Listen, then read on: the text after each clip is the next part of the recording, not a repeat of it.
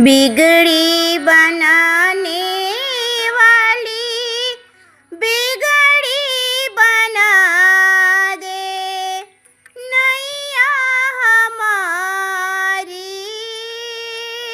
पार लगा दे।